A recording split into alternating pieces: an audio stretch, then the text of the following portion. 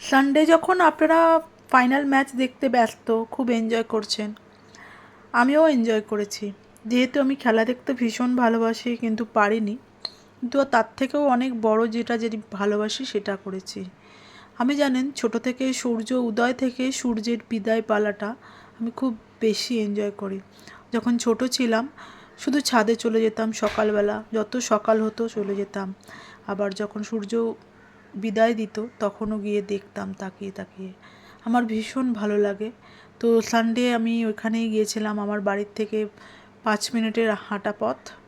সেখানে গিয়ে আমি খানিকক্ষণ মোটামুটি আমি 2 ঘন্টার মোটামুটি বসেছিলাম। সেদিনকে অতটা চাপ ছিল না, দুপুরবেলা গেছি। এই দেখুন বেলুড় মঠ দেখা যাচ্ছে।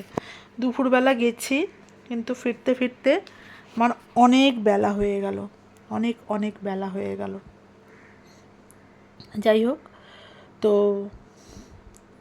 দেখুন বসে আছি, কানের দুল পরেছিলাম। কানের দুলটা দেখে নিজেকে নিজের ক্যামেরাতে একটুকু ভালো লাগছে না। ওইভাবে দেখে তো অভ্যস্ত নই আমি, তাই জন্য কানের দুলটা সঙ্গে সঙ্গে খুলে আবার ব্যাগের মধ্যে ভরে নিয়েছি। আর জামাটা এতটাই স্লিভলেস, কিন্তু ওখানে অনেক মানুষজন ছিল, তাই জন্য আমি ওইভাবে ঢাকা দিয়ে বসে আছি।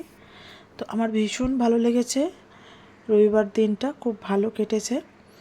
দেখুন পাখিগুলো কীরকম যাচ্ছে।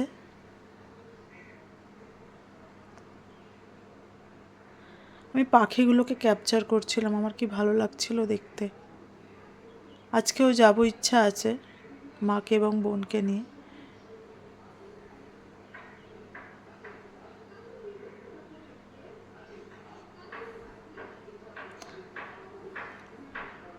এই যে বেলুড় মঠে শ্রীরামকৃষ্ণের জন্মতিথির উৎসব হচ্ছে, খুব আলো জ্বলছে, ওখান থেকে অ্যানাউন্স হচ্ছে, আমি এই পারে বসে বসে শুনতে পাচ্ছি।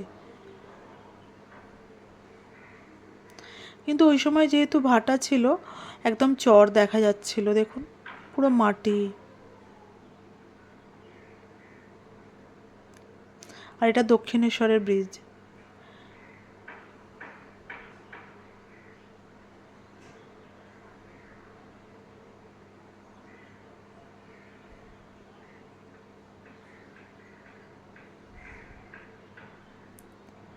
দেখুন দেখতে দেখতে পুরো সন্ধ্যা হয়ে গেল। তারপরে মাকে টেনে বের করে আমাদের বাড়ির সামনে বর্ণনগর রামকৃষ্ণ মিশনের কাছে ঘুগনি আলুর দম মিশিয়ে বিক্রি হয়, সেখানে গিয়ে খেলাম।